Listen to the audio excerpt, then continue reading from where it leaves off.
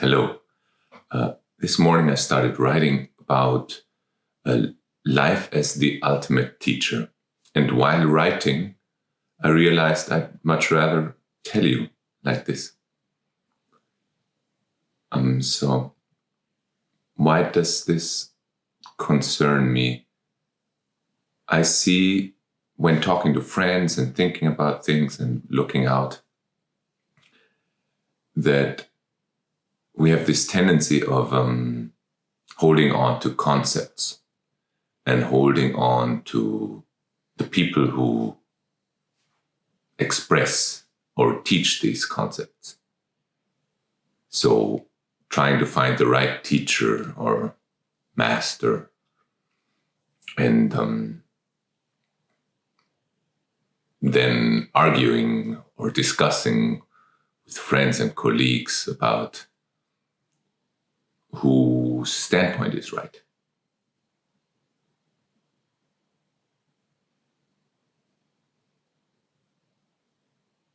And in the therapeutic world, it might be that now trauma is a big topic. So everybody who's into trauma says like, oh, you got to be trauma sensitive and do this and that and that.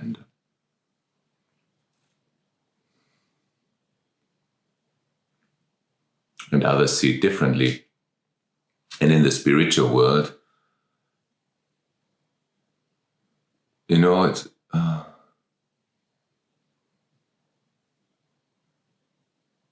the question is always which teacher is the right teacher, right?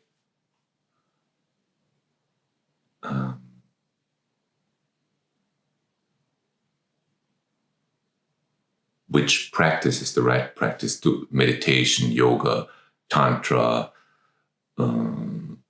emotional work, body work, more contemplative practice,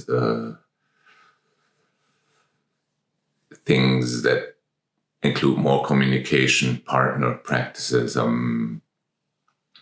being a recluse, living the monastic life, or being in the world.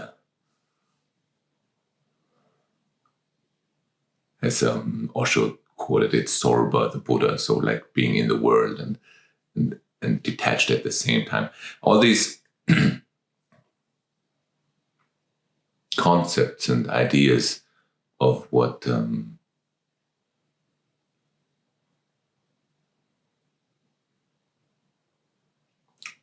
is truth and what can lead you to realizing truth.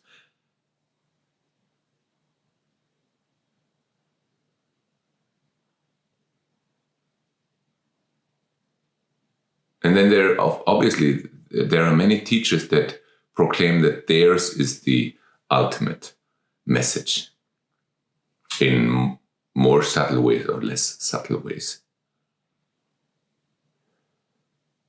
And then there's this word in Indian, it's called Sadguru, which means the ultimate guru or the real, the eternal guru.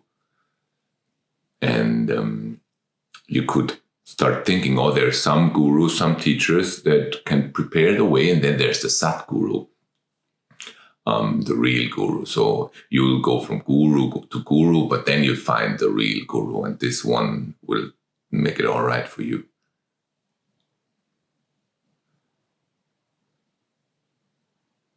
I like to think that the journey is a step, you take step by step, right? So, or it's a staircase and you take steps and steps.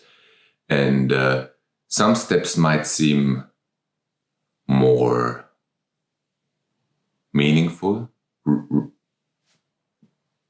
Sometimes there are breakthroughs, right? Awakening experiences. And then, of course, you could think like, what I did there, this is the real shit, right?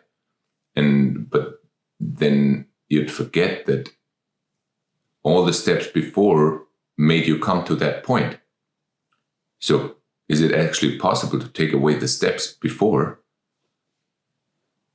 No. Even if that one step, that one teaching or that one practice seems to have done the thing, couldn't have done the thing without everything you did and experienced before. I had this story come into my mind, this image of a pianist. So you're a little child, talented at the piano, or start learning it, right? And you get your first teacher, some teacher that teaches children, and you learn your first songs and are quite good. And after a few years, this teacher, you move on. So you are, I don't know, the pianist. The child moves on, maybe goes to music school and has a new teacher there, and then does music school. And then progresses, and after music school goes to the conservatory or the university and has a new teacher there. And does that, and then finishes there and becomes already better than the teacher there and has a new teacher.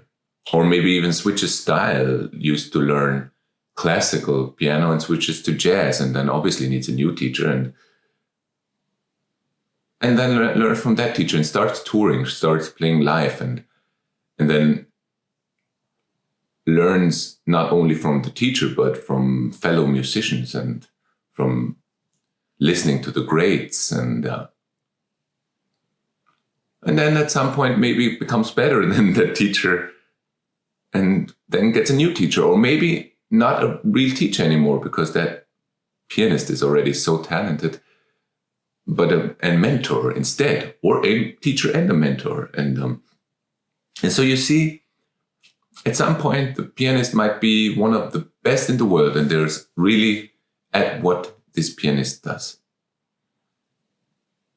And there might not be anybody to teach this particular thing anymore, but still, the learning will be ongoing. Playing with other musicians will be an ongoing experience, learning experience.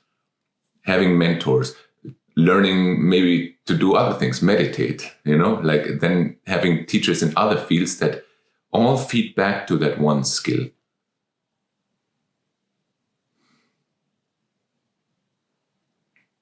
And then now, who's to say who was the real teacher? There were so many teachers on the way, and always are so many teachers. That's where, looking at it like that, the whole idea of teacher actually even starts to break down. Who is the teacher? For me, life is the teacher, the ultimate teacher. And the world is the ultimate school. And you can say that the path that you take, the road you're on, is the ultimate teacher. And I like a quote there to finish this off by Nisargadatta Maharaj.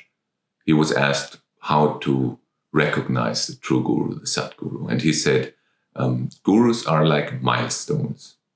It is natural to move on from one to another. Each tells you the direction and the distance, while the Sadguru, the eternal guru, is the road itself.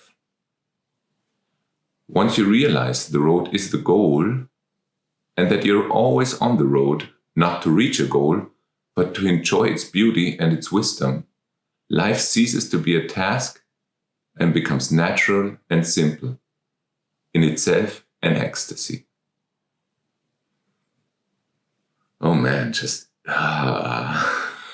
saying these words fills me with so much joy, aliveness in the chest and the heart.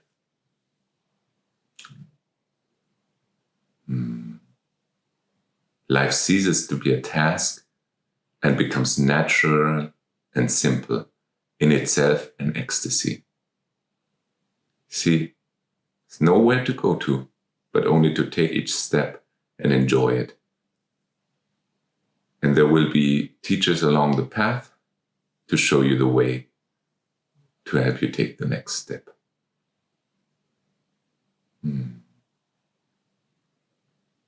Thank you for listening.